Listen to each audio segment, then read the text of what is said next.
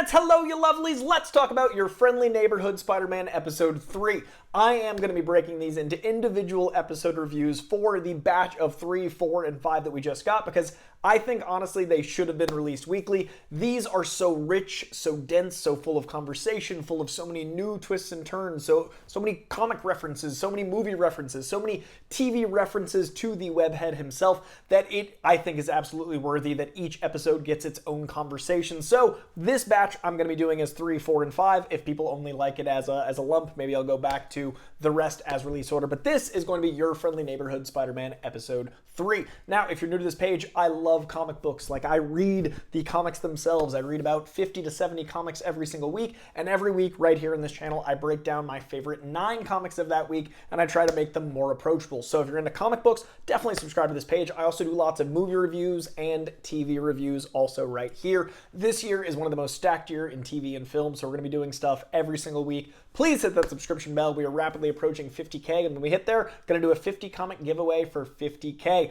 Also, please hit a like in this video, so I know you like this video, and most of all, please, let's have a conversation about this show, which is why I'm breaking this into individual episodes, because I want to have a conversation about each of these different pieces of art, and episode 3 was absolutely stacked with awesome moments. Now, this was a very Norman Osborn-centric episode. After the cliffhanger episode 2, we found out already that Norman Osborn knows that Peter Parker is Spider-Man. But in this episode, we get an actual fascinating conversation where, continuing to subvert the expectation of the Norman-Tony Stark parallel, we've got the genius billionaire philanthropist and Tony Stark knowing that Spider-Man is Peter Parker. In this universe, running parallel to the MCU, a genius, perhaps mad homicidal goblin, we don't know yet, knows Peter Parker is Spider-Man. In the same way that Tony wooed Spidey into becoming the Iron Spider, now we're seeing Norman start to manipulate Peter Parker through dinner, through wine and dining, and I really love the dynamic of what Coleman Domingo is doing with Norman, because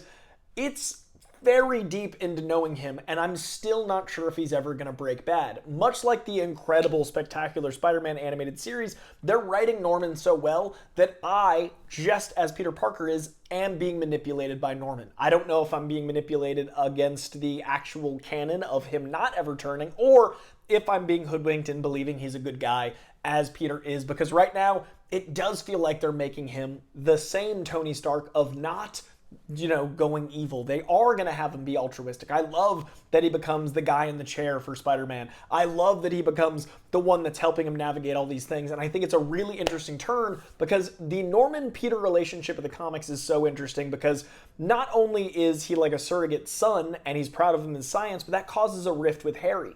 But just like in the Ultimate Spider-Man comics right now, in the comics, in the Ultimate Universe, Spider-Man doesn't become Spider-Man until his 30s, so Uncle Ben is still alive, and as such, the power and responsibility is a different shift. He's already responsible because he's dad, then he gets the power. Here, I'm wondering if there was never the schism between Peter and Harry, what that relationship becomes. If there was never a jealousy, if there was never any of those things, and they could all be friends, what does that look like? Is he proud of his son and his surrogate son in Peter? All of the science is still there, but there's this pride of what he's accomplished as Spider-Man. Whether or not that's manipulative, we will come to find out. Now, in that same vein of him being the guy in the chair, I really love the fight sequence because it felt like a street-level fight enhanced. It was elevated, and I love those two characters they introduced with the tech, the speed running and those Baraka claws there, that Wolverine claw that felt like a very singular version of a villain that would be a kind of villain of the week, but still captivating and interesting. They wrote them well enough. You actually care about their little duo couple relationship that is villainy, but you also are witnessing Spider-Man fight people that are a little above his pay grade to this point, but still capable of doing it. I really enjoyed the cinematography here. I really, now that I'm immersed in like this animation, I really love what they're doing with it.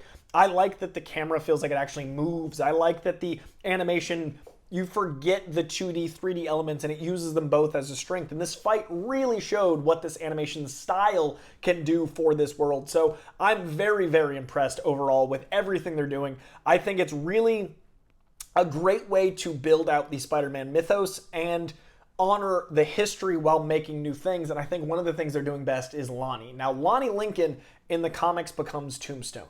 In the comics, we meet him as Tombstone.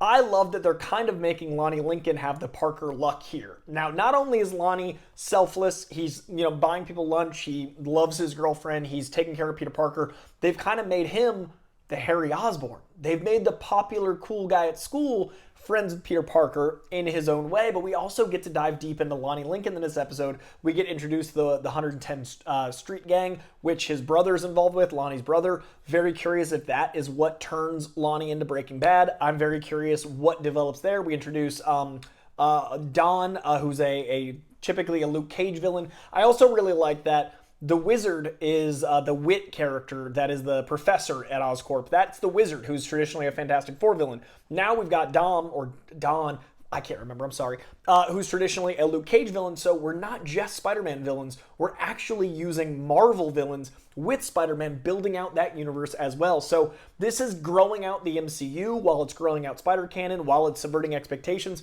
It's giving us relationships we're familiar with, but it's doing it in new ways. So Lonnie feels like a surrogate for Harry, but Lonnie, I wonder if that betrayal, like when Harry becomes the Goblin, is the same betrayal we'll get with Lonnie eventually becoming Tombstone. And I love how much time we're getting with him. Again, he seems to have the Parker luck. He seems to be going through it. And again, another inversion is the science relationship is traditionally where Peter Parker feels more comfortable. He's actually friends with the popular kids at school. He's actually treated well at school. So it's doing a really interesting thing where it is all of the things that spell out the title. Your friendly neighborhood Spider-Man. Your Spider-Man, we are getting a Spider-Man that feels like it's yours, whether or not you're a fan of the movies, whether or not you're a fan of the TV shows, whether or not you're a fan of the comic books. It is your Spider-Man.